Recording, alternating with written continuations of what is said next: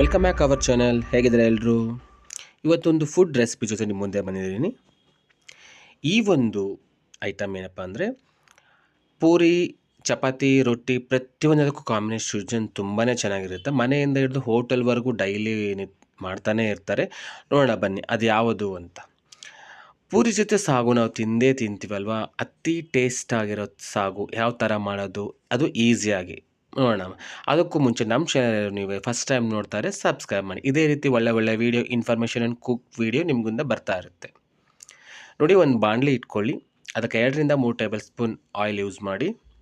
ಜೀರಿಗೆ ಜೊತೆ ಸಾಸಿವೆ ಎಲ್ಲ ಪಟ ಸಿಡಿದ ಮೇಲೆ ಒಂದು 3ರಿಂದ 4 ಎಸಳು ಬೆಳ್ಳುಳ್ಳಿ ಸ್ವಲ್ಪ ರೆಡಿಶ್ ಆಗಲಿ, ಸ್ವಲ್ಪ ಕಂದು ಬಣ್ಣಕ್ಕೆ ಬರಲಿ.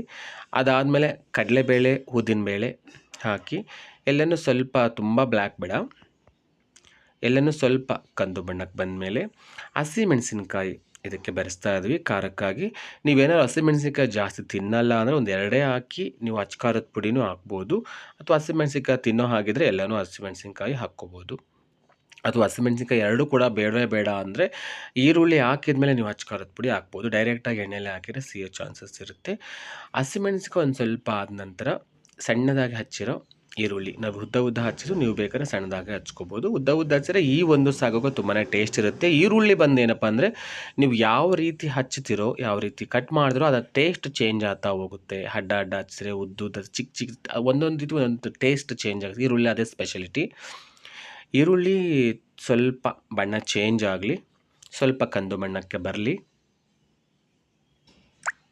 ಆಮೇಲೆ ನಾವು ಟೊಮೆಟೊ ಹಾಕ್ತಾಯಿದ್ದೀವಿ. ಟೊಮೆಟೊ ಬಂದು ನಾವು ತುಂಬ ಹಣ್ಣಾಗಿರೋ, ಹುಳಿ ಇದೆ ಇದು, ತುಂಬ ಹಣ್ಣಾಗಿರೋ ಟೊಮೆಟೊ ಹಾಕ್ತಾಯಿದ್ದೀವಿ. ನಿಮ್ಮ ಹತ್ರ ಏನೋ ತುಂಬ ಹಣ್ಣಾಗಿರೋದು ಇಲ್ಲದಿದ್ದರೆ, ಹುಳಿ ಇಲ್ಲದೇ ಇದ್ದರೆ ಒಂದು ಸ್ವಲ್ಪ ನೀವು ಹುಣಸೆ ರಸ ಕೂಡ ಬೆರೆಸ್ಕೋಬೋದು. ಟೊಮೆಟೊ ಸ್ವಲ್ಪ ಬೇಗ ಮಾಗಲಿ ಅಂತ ಸ್ವಲ್ಪ ಅದ್ರ ಮೇಲೆ ಉಪ್ಪು ಇವಾಗೆ ಹಾಕ್ತಾಯಿದ್ದೀವಿ ನಾವು. ಆಮೇಲೆ ಇನ್ನೂ ಬೇಕಾದ್ರೆ ಬೆರೆಸ್ಕೋಬೋದು, ನೀವು ಟೇಸ್ಟ್ ಮಾಡಿ. ಅದ್ರ ಮೇಲೆ ಉಪ್ಪು ಹಾಕೋದ್ರಿಂದ ಬೇಗ ಬೇಯುತ್ತೆ ಟೊಮೆಟೊ, ಬೇಗ ಮೆತ್ತಗಾಗುತ್ತೆ. ನೋಡಿ, ಬೇಗ ಆಗುತ್ತೆ. ಮೀಡಿಯಮ್ ಫ್ಲೇಮ್ ಇರಲಿ. ಟೊಮೆಟೊ ಸ್ವಲ್ಪ ಸ್ಮೂತ್ ಆಗಲಿ. ಸ್ಮೂತ್ ಆದಮೇಲೆ ಅರಿಶಿನ ಹಾಕ್ಕೊಳ್ಳಿ.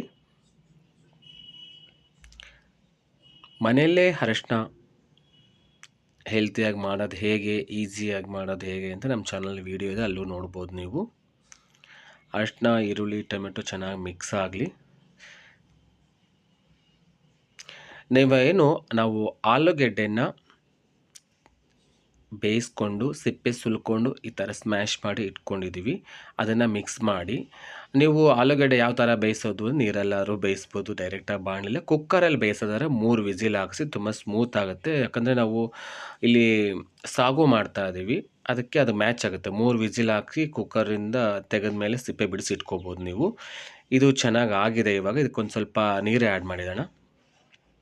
ನಾವು ಸಾಗು ಆಗೋದ್ರಿಂದ ಇದು ನೀರು ಆ್ಯಡ್ ಮಾಡಬೇಕು, ತುಂಬ ಟೇಸ್ಟ್ ಬರುತ್ತೆ. ಖಾರ, ಹುಳಿ ಎಲ್ಲನೂ ಮ್ಯಾಚ್ ಆಗಿದೆ. ಇದು ನೋಡಿ, ಪುಟಾಣಿ ಕಡಲೆ ಹಿಟ್ಟು ಏನಂತೀವಿ, ಪುಟಾಣಿ ಮಿಕ್ಸಿಗೆ ಹಾಕಿ ಪೌಡ್ರ್ ಮಾಡ್ಕೊಂಡಿರ್ತೀವಲ್ವ, ಇದು 2 ಟೇಬಲ್ ಸ್ಪೂನ್ ತೊಗೊಂಡಿದ್ದೀನಿ ನಾನು. ಅದಕ್ಕೊಂದು ಸ್ವಲ್ಪ ನೀರು ಆ್ಯಡ್ ಮಾಡಿ ಇದಕ್ಕೆ ಮಿಕ್ಸ್ ಮಾಡಿ, ಇದು ಇದರಿಂದ ಯೂಸ್ ಏನು, ಆಲೂಗಡ್ಡೆ ಪಲ್ಯಗೆ ನಾವು ಯಾಕೆ ಕಡಲೆ ಹಿಟ್ಟು ಬೆರೆಸಬೇಕು ಅನ್ನೋದಾದರೆ ಟೇಸ್ಟು ಕೂಡ ತುಂಬ ಚೆನ್ನಾಗಿರುತ್ತೆ, ತಿಕ್ಕು ಬರುತ್ತೆ ಆಲೂಗಡ್ಡೆ ಪಲ್ಯ. ಪ್ರತಿಯೊಂದು ಹೋಟೆಲಲ್ಲಿ ಕೂಡ ಮ್ಯಾಕ್ಸಿಮಮ್ 98% ಬೆರೆಸ್ತಾರೆ.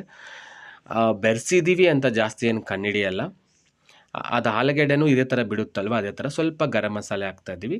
ಮೇಲೆ ಕೊತ್ತಂಬರಿ ಹಾಕಿದರೆ ಮುಗೀತು. ತುಂಬಾ ಟೇಸ್ಟ್ ಆಗಿರೋ ಆಲೂಗಡ್ಡೆ ಪಲ್ಯ ರೆಡಿ ಆಯಿತು. ಪೂರಿ, ಚಪಾತಿ, ಅನ್ನಕ್ಕೂ ಪ್ರತಿಯೊಂದಕ್ಕೂ ನೀವು ಯೂಸ್ ಮಾಡ್ಬೋದು. ತುಂಬಾ ಟೇಸ್ಟಿಯಾಗಿರುತ್ತೆ.